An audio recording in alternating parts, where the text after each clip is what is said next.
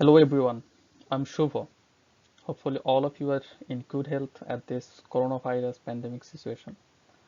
Today I'm going to make a short review on the book Cosmos, written by the Pulitzer Prize winning author Carl Sagan. Before going into the review, I want to say something who Carl Sagan actually was, because Carl was the guy who inspired entire generations in 1970s and 80s. He commanded legends to embrace science, to think about the cosmos and how big it is. For the first time, someone had popularized the ideas that pretty much hold our civilizations together. Concepts and historical events that up to a couple of decades ago were only understood by trained scientists. Carl Sagan planted seeds of science in millions of people through his actions, and in many ways he changed the world.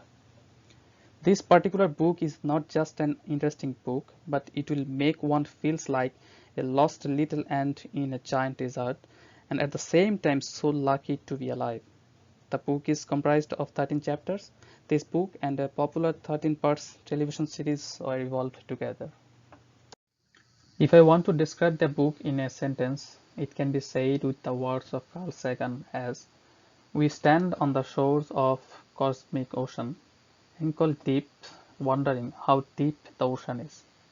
The cosmos is all that is or ever was or ever will be. The size and age of the cosmos are beyond ordinary human understanding. Lost somewhere between immensity and eternity is our tiny planetary home. In a cosmic perspective, most human concerns seem insignificant, even petty. According to Carl, our future depends on how well we know this cosmos in which we float like a mote of dust in the morning sky. Although our ascendants were curious to understand the world, but the problem was that they did not think methodically. They thought of a small, tidy universe ruled by the gods like Onu, Ea, and Shamash. Humans were considered to play an important role, but not the central, and were closely tied to the rest of the nature. On the contrary, today we have a magnificent method which is called science to understand the universe. Science has revealed to us that the universe has a delightful grandeur. We are born from the cosmos and our future is intensely connected with it. The book Cosmos was written with the aim of exploring many scientific topics like the origin of life, the earth, and the cosmos, human events and its connection with the universe, and the extraterrestrial intelligence. In this book, scientific matters were communicated in an engaging and accessible ways. This is a very well-written book toward astronomy, providing lots of interesting information in a easy way. Readers do not need any background knowledge to understand the author's idea, as it is written with a very broad human perspective. The key questions of astronomy, like how big our universe is, how tiny our Earth is, how stars and planets are teaching us about our place at universe, how old our universe is, etc. Everything are well addressed here. The book nicely covered the history of human discoveries, the lives of the stars, travels in space and time, voyages exploration, and many interesting topics. I liked many aspects of the book taken by Carl Sagan. Firstly, he discussed an idea more than once at several cases. First time in a light manner and following appearances were comprised with deeper knowledge. For example, Chapter 1 introduced cosmic objects, which were studied on greater details throughout the book. At Chapter 2, mutation concept was introduced under the discovery of Charles Darwin, which was explained in details later on the same chapter with relation to billions of organic molecules, enzymes, and nucleic acids. I also believe that introducing a complex topic in a light manner before going into details helps a reader to understand the topic easily. Secondly, it was really interesting to see that Carl started each chapter with some famous quotes. This gives an idea to the readers about what is going to be discussed in the chapter, and thus engaging the readers. I also think that engaging a general reader into a scientific topic is always important. So communicating a topic by introducing general ideas will be really helpful.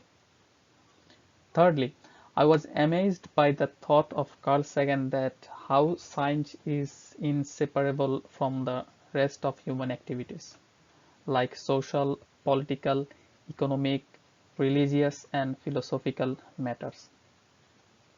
Fourthly, Carl used very nice and attractive figures throughout the book to describe different topics. These visualizations helped me a lot to understand his discussions. The captions used with each figures were very well descriptive to understand its purpose. I did not like one aspect of the book, which is footnote. Throughout the book, I encountered many footnotes, and sometimes it became annoying to get many footnotes as long. These footnotes did not explain a lot, and there was nothing much to learn from sometimes. Instead, they kind of took away from the reading because I would be in the middle of a sentence in some point, and then I had to go down to a really long footnote.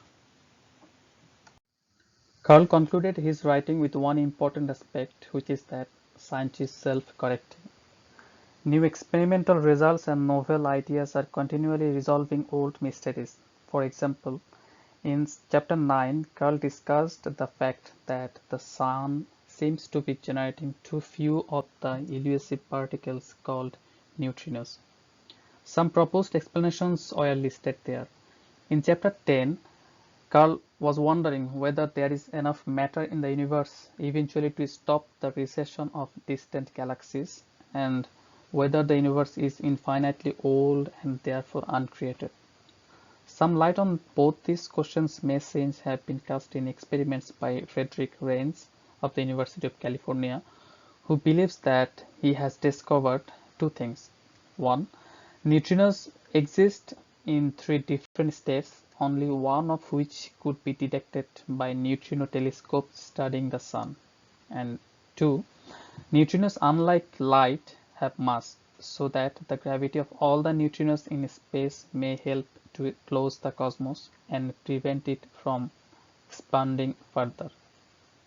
Future experiments will show whether these ideas are correct or not, but they illustrate the continuing and vigorous reassessment of the received wisdom, which is fundamental to the scientific enterprise.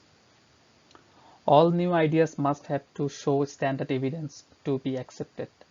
At the same time, suppression of uncomfortable ideas is not the path to generating new knowledge. No one knows in advance who will bring out fundamental new insights.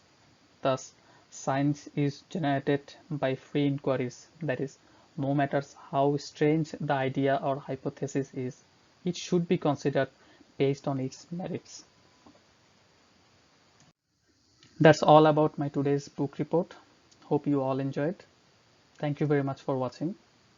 Be safe and healthy.